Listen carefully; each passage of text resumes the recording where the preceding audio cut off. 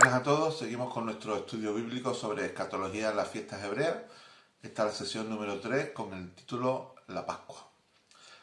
La Pascua era la primera de las fiestas del año, la primera de las 7. Se celebraba en el mes primero, el 14 de Nisan o Aviv. En el 14 se sacrificaba el cordero y en el 15, porque era ya al anochecer, ya oficialmente el día 15, se comía. Ya el día 15 además comenzaban los panes sin levadura y oficialmente casi se unieron las dos fiestas y se acabó diciendo que el día de Pascua era el día 15 y que además era un día de reposo importante. En hebreo, Pascua es Pesaj, que significa pasar por alto en alusión a lo que hizo el Espíritu de Dios cuando él fue a Egipto a herir a los primogénitos y pasó por alto por las casas de los hebreos. Vamos a leerlo. Cómo estaba instituida la fiesta. Primero en Levítico 23, versículo 4. Estas son las fiestas solemnes de Jehová, las convocaciones santas a las cuales convocaréis en sus tiempos.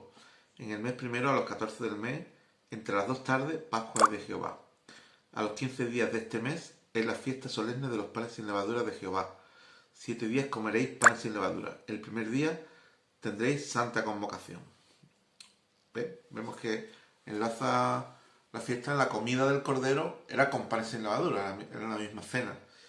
Y era el día que marcaba todo el calendario, porque era un día importante, se celebraba la fiesta de la liberación, de la salida de Egipto, que fue aquella misma noche, y era una fiesta súper importante y además marcaba todo el calendario litúrgico, como si fuera un pistoletazo de salida. Aquel día 15 además es luna llena, tanto cuando salieron de Egipto como cuando se celebra siempre la fiesta, porque cae justo en la mitad de mes. Cuando se construyó el templo de Jerusalén, algunas ceremonias se oficializaron y estaba establecido que cuando se designara el sitio, antes de que estuviera el templo de Jerusalén, se iban a hacer tres peregrinaciones a ese sitio. Una en Pascua, con panes sin levadura, otra en Pentecostés y otra en la fiesta de los tabernáculos. Así que en esta fiesta se producía el primer gran peregrinaje del pueblo hacia Jerusalén. Después vamos a analizar 4 estratos o 4 capas de lo que significa la fiesta de la Pascua. El primer estrato es un relato histórico, es decir, lo que sucedió aquella noche. Nos vamos a ir a Éxodo 12 para leerlo literalmente. Dice el versículo 2. En el día 10 de este mes, está en el de Nisan o Aviv, tómese cada uno un cordero según las familias de los padres, un cordero por familia. Versículo 5. El animal será sin defecto, macho de 1 año. Versículo 6. Y guardaréis hasta el día 14 de este mes y lo inmolará toda la congregación del pueblo de Israel entre las 2 tardes. Y tomarán de la sangre y la pondrán en los 2 postes y en el dintel de las casas en que lo han de comer. Aquella noche comerán la carne asada al fuego y panes sin levadura, con hierbas amargas lo comerán. Versículo 12. Pues yo pasaré aquella noche por la tierra de Egipto y heriré a todo primogénito en la tierra de Egipto. Y la sangre os será por señal en las casas donde vosotros estéis. Y veré la sangre y pasaré de vosotros. Recapitulamos un poco. Están en el mes de Nisan, en el día 10 escogen a un cordero que van a sacrificar el día 14 lo sacrifican y al anochecer ya día 15 comen el cordero junto con panes sin levadura. En la tierra de Egipto quedó herida de muerte, en todas las casas murió un primogénito, tanto de las personas como de los animales, y el pueblo de Israel quedó salvado de aquella masacre, podemos decir.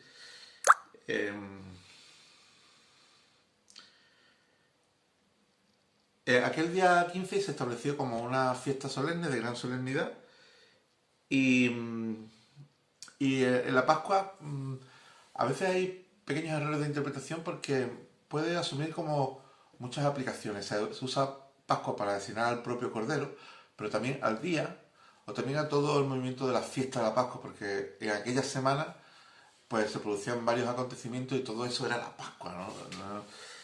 Y entonces hay que matizar bien cuando estamos hablando de cada una de las cosas, de lo que sucedió aquel día. Bueno, el segundo de los estratos que vamos a analizar es que la fiesta se establece desde aquella primera vez como un memorial.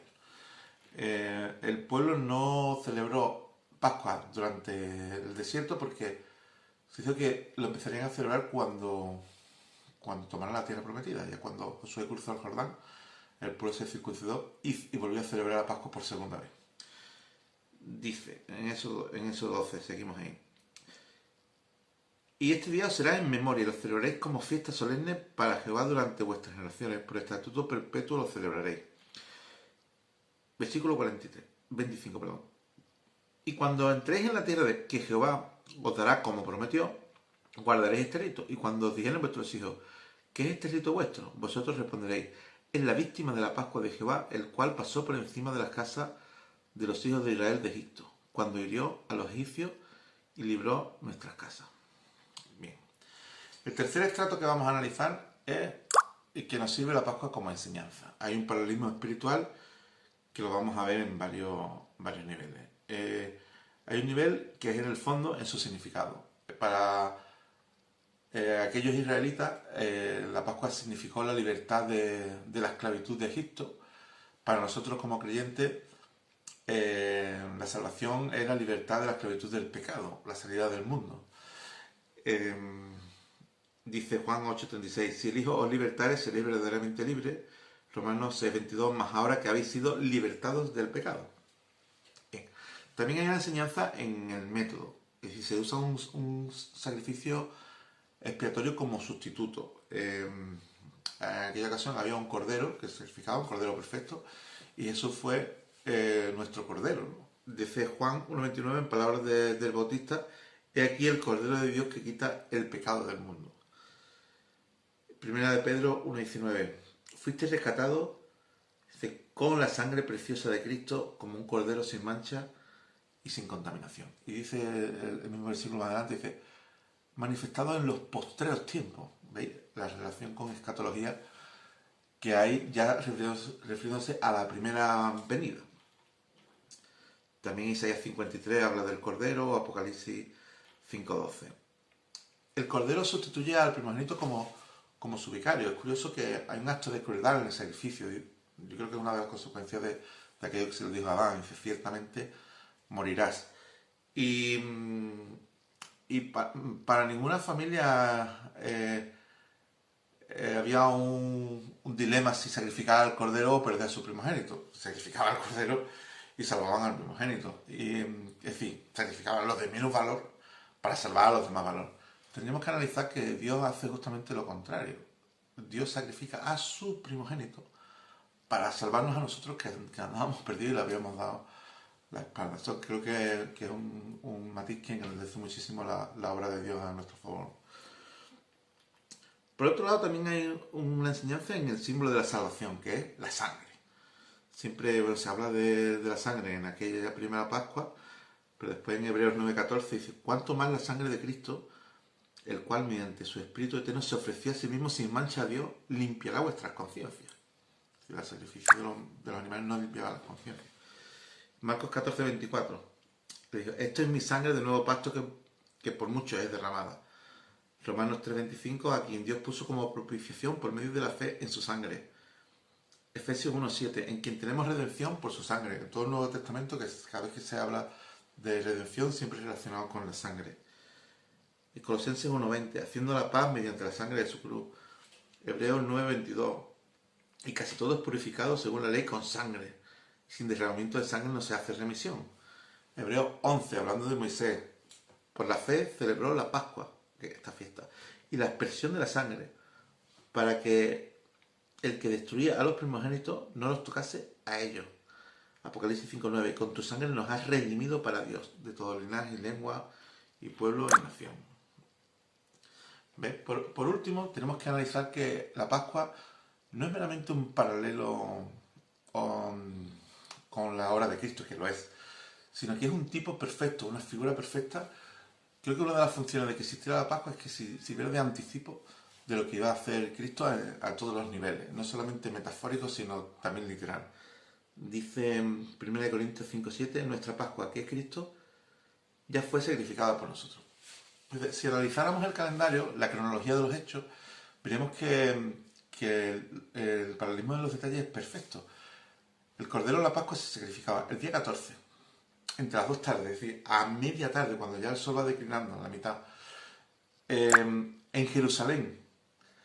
¿Y qué día murió Cristo? Hizo su obra por nosotros, un 14 de Nisan, en Jerusalén, a media tarde, es decir, a la hora novena, se certificó su muerte. Justamente, el paralelismo es tan perfecto que podríamos decir que la luna hace como de reloj tridimensional para que justamente en el momento que se festeja el tipo que anunciaba la obra de Cristo, la obra de Cristo se produjera de forma totalmente literal. Parece que a Dios no se le escapa ningún mínimo detalle. Hasta aquí la enseñanza de hoy. Ya seguiremos en próximas sesiones. Un saludo.